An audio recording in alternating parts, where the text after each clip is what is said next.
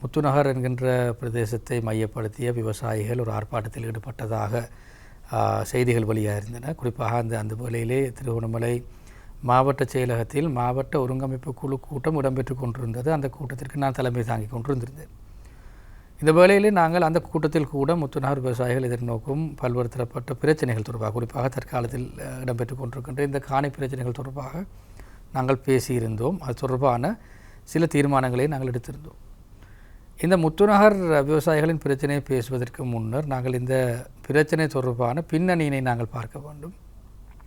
கடந்த 1984ஆம் ஆண்டு லலித் அத்ருத் முதலி அமைச்சர் அவர்கள் துறைமுகங்கள் சம்பந்தப்பட்ட விடயங்களுக்கான அமைச்சராக இருந்த காலப்பகுதியில் 2500க்கும் அதிகமான ஏக்கர்கள் கொண்ட இந்த காணிகள் துறைமுக அதிகார சபைக்காக இந்த காணிகள் வர்த்தமானி அறிவித்தலின் மூலமாக சுவீகரிக்கப்பட்டிருந்தது. எனினும் இந்த காணிகளில் மக்கள் குடியிருப்பு பிரதேசங்கள் இருந்தன. அது மாத்திரமல்ல, இந்த சுவீகரிப்புக்கு பின்னர் கூட இந்த இடங்களில் இந்த காணிகளில் அரச அனுசரணையோடு கூட பல்வேறு தரப்பட்ட செயற்திட்டங்கள் முன்மொழியப்பட்டிருந்தன, அதுபோன்று செயற்படுத்தப்பட்டிருந்தன. குறிப்பாக நாங்கள் பார்த்தோம் என்று சொன்னால் சுனாமியின் பின்னர் இடம்பெற்றிருந்த வீட்டு திட்டங்களாக இருக்கலாம். அது போன்று 2015ஆம் ஆண்டிற்கு பின்னர் குறிப்பாக சஜித் பிரேமதாச எதிர்க்கட்சி தலைவர் அவர்கள் அந்த காலத்தில் வீடமைப்பு சம்பந்தப்பட்ட அமைச்சராக இருந்த காலப்பகுதியில் வீட்டு திட்டங்கள் கூட இந்த பிரதேசங்களில் ஏற்படுத்தப்பட்டிருந்தன. ஆனால் அந்த காலப்பகுதியில் கூட யாரும் இந்த மக்களது காணி உரிமைகள் தொடர்பாக பேசியிருக்கவில்லை. எது எவ்வாறாயினும் நாங்கள் இந்த கடந்த 2 தினங்களுக்கு முன்னர் இடம்பெற்றிருந்த இந்த ஆர்ப்பாட்டத்தினை நாங்கள் பார்த்தோம் என்று சொன்னால், இந்த ஆர்ப்பாட்டத்தின் பின்னர் இந்த ஆர்ப்பாட்டத்தின் பின்னணியில் அரசியல் லாபம் கருதி பல்வேறு தரப்பட்ட நபர்கள் ஈடுபட்டிருந்ததை எங்களால் காணக்கூடியதாக இருந்தது.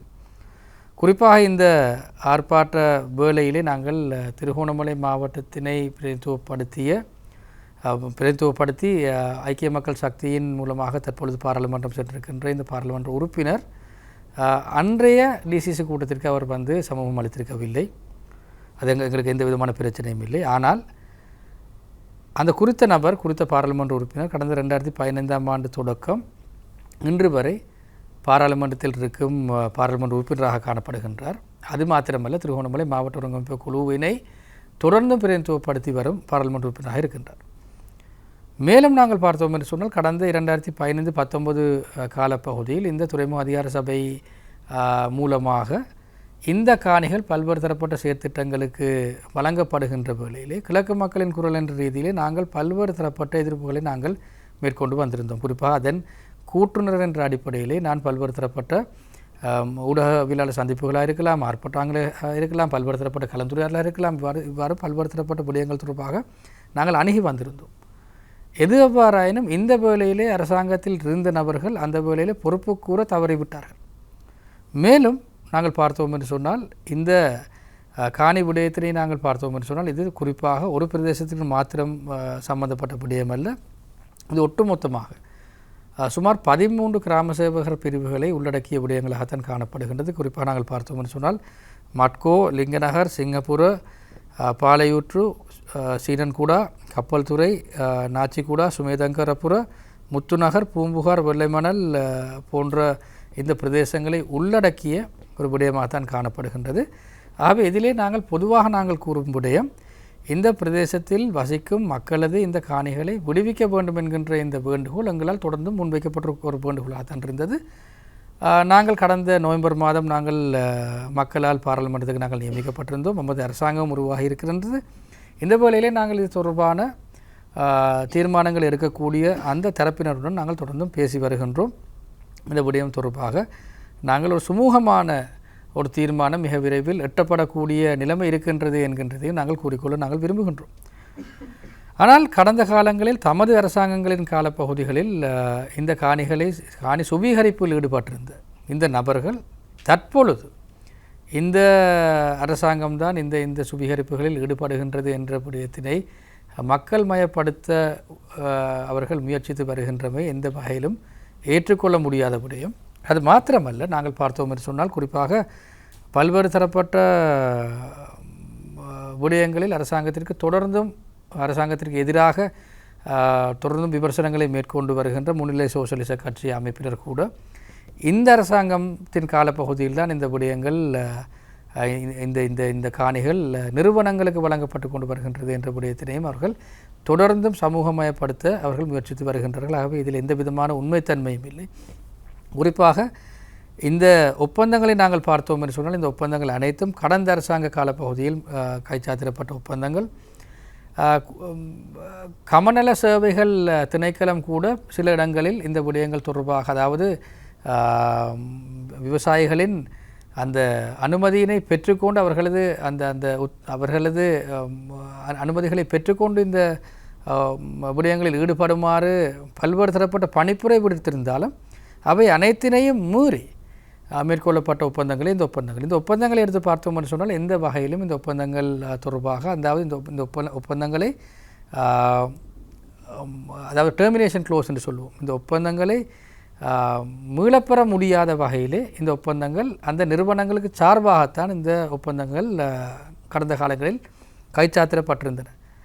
எது எவ்வாறாயினும் மக்கள் நீதிமன்றத்துக்கு சென்றிருந்தார்கள்.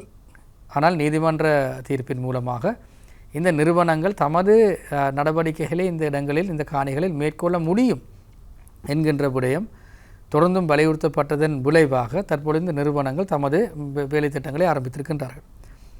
கடந்த செவ்வாய்க்கிழமை இடம்பெற்றிருந்த இந்த டிசிசி கூட்டத்தில் நாங்கள் ஒரு தீர்மானத்தை எடுத்திருந்தோம். குறிப்பாக மக்கள் தொடர்ந்தும் விவசாயம் செய்து வந்திருந்த இந்த காணிகளில் நிறுவனங்கள் தற்பொழுது தமது வேலை திட்டங்களை ஆரம்பிக்காவிட்டிருந்தால் நாங்கள் கமநல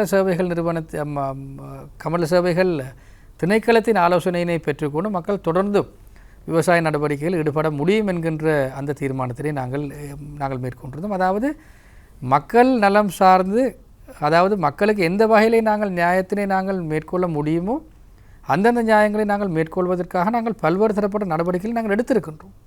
ஆனால் எது எவ்வாறாயினும் இவற்றினை செவிமடுக்காமல் குறிப்பாக ஒரு அமளி துமளியினை ஏற்படுத்த வேண்டும் என்கின்ற நோக்கத்தோடு மிகுந்த அரசியல் நோக்கத்துடன் செயற்பாடுகளை மேற்கொண்ட நபர்களினால் அங்கு ஒரு அமளி துமளி ஏற்படுத்தப்பட்டிருந்தது.